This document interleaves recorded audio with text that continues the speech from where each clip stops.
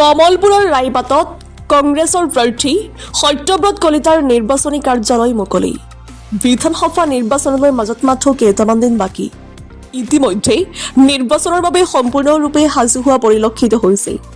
সমান্তৰালভাৱে কমলপুৰ বিধানসভা সমষ্টিত দেখা নিৰ্বাচনৰ যুঁজখন আকৰ্ষণীয় যুঁজ হ'ব বুলি সৰ্বত্ৰে চৰ্চা চলিছে। ৰাজ্যৰ বিভিন্ন প্ৰান্তৰ লেখীয়াকৈ কমলপুৰ সমষ্টিটোত নিৰ্বাচনী গৰম বতাহ চৌপাশে বলিছে। উল্লেখযোগ্য যে কংগ্ৰেছ দলৰ প্ৰাৰ্থী সত্যব্ৰত কলিতাই নিৰ্বাচনৰ বাবে যুদ্ধকালীন প্ৰস্তুতি আৰম্ভ কৰা পৰিলক্ষিত হৈছে। ইতিমধ্যে কলিতাই সমষ্টিৰ ভিন্ন প্ৰান্তত নিৰ্বাচনী কাৰ্যালয় মুকলি কৰি সমষ্টিটোৰ ৰাইজৰ দৃষ্টি আকৰ্ষণ কৰিবলৈ চেষ্টা কৰিছে। সমষ্টিটোৰ অন্তৰ্গত ৰাইপাট বৰজানিত নিৰ্বাচনী কাৰ্যালয় মুকলি কৰি বিজেপি দলৰ প্ৰাৰ্থীগৰাকীক তীব্ৰ সমালোচনা কৰা পৰিলক্ষিত হয়। আনহাতে এই কাৰ্যালয় উদ্বোধনী অনুষ্ঠানত কমলপুৰ সমষ্টিৰ ভিন্ন প্ৰান্তৰ পৰা কেইবা শতাধিক লোকে অংশগ্ৰহণ কৰে।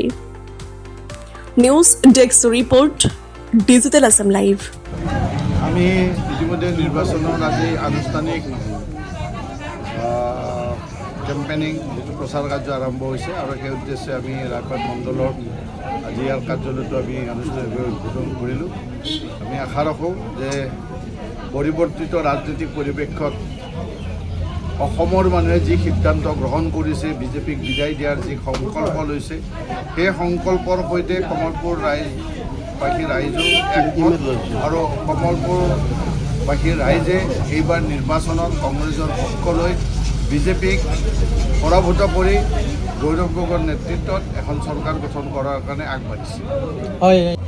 কি কাৰ লগত কণ্টেষ্ট হ'ব এইটো মই ক'বলৈ নাযাওঁ, কাৰণ ত্ৰিকোণীয়া প্ৰতিযোগিতা হ'ব বুলি তেওঁলোকে যিহেতু কৈছে, মই উত্তৰটো এটাই দিম যে ত্ৰিকোণীয়া নহয় দুইকোণীয়া। একফালে বিজেপিৰ দুজন, তেওঁলোকৰ শক্তিটো কম কাৰণে বিজেপিৰ দুজন হৈছে আৰু কংগ্ৰেছৰ শক্তি বেছি কাৰণে কংগ্ৰেছৰ এজন হৈছে।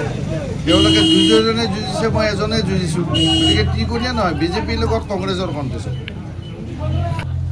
তাৰ বাহিৰে তেওঁলোকৰ হাতত অস্ত্ৰই নাই। সমালোচনা কৰা, বেলেগক বেয়া কথা কোৱা, অসমৰ ৰাইজক জুবিন গাৰ্গৰ কথা ক'লে গৌৰৱ গগৈক পাকিস্তানী এজেণ্ট বুলি কোৱা, আৰু বাহিৰে তেওঁলোকৰ হাতত আছে কি?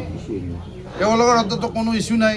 হয় হিন্দু মুছলমানৰ কথা ক'ব লাগিব, জুবিন গাৰ্গৰ ন্যায় লাগিলে গৌৰৱ গগৈৰ কথা ক'ব লাগিব, মানুহে ৰাস্তা বিচাৰিলে তেওঁলোকে উচ্ছেদৰ কথা ক'ব। গতিকে তেওঁলোকৰ এতিয়া খালী টিভি আৰু পেপাৰ মাজত জীয়াই থাকিব বিচাৰিলে সাধাৰণ মানুহৰ সমস্যাক লৈ বিজেপিৰ এতিয়া কোনো ধৰণৰ মতলব নাই। তেওঁলোকে কোনো গুৰুত্ব নিদিয়ে। সাধাৰণ মানুহৰ যি সমস্যাই নহওক সেই সমস্যাবিলাকৰ প্ৰতি তেওঁলোকৰ কোনো গুৰুত্ব নাই, যাৰ কাৰণে তেওঁলোকে প্ৰচাৰ মাধ্যমেৰে তেওঁলোকে জীয়াই থাকিবলৈ চেষ্টা কৰিছে। আৰু আমি আশা কৰোঁ যে অসমৰ মানুহে এই তেওঁলোকৰ যি চাতুৰালি, এই চাতুৰালিটো খুব ভালকৈ উপলব্ধি কৰিছে আৰু অসমৰ মানুহে মন বান্ধিছে যে যিকোনো ত্যাগৰ বিনিময়ত হিমন্ত বিশ্ব শৰ্মাক ক্ষমতাৰ পৰা আঁতৰাব লাগিব। আৰু বহুতেতো এনেকৈ বিচাৰিছে হিমন্ত বিশ্ব শৰ্মা মানে ক্ষমতাৰ পৰা আঁতৰাই নহয়, তেওঁ যিমান দুৰ্নীতি ভ্ৰষ্টাচাৰত তেওঁ মানে ডুব গ'ল, তাৰ কাৰণে তেওঁ উপযুক্ত শাস্তি দিব লাগিব। আৰু তেওঁক জেলত থকাটো বিচাৰিছে মানুহে, কাৰণ তেওঁ দিছপুৰটো তেওঁৰ কাৰণে শুৱনি নহয়। ইমান মৰ্যাদাহীন মানুহ এটা অসমৰ মুখ্যমন্ত্ৰীৰ কাৰণে মই ভাবোঁ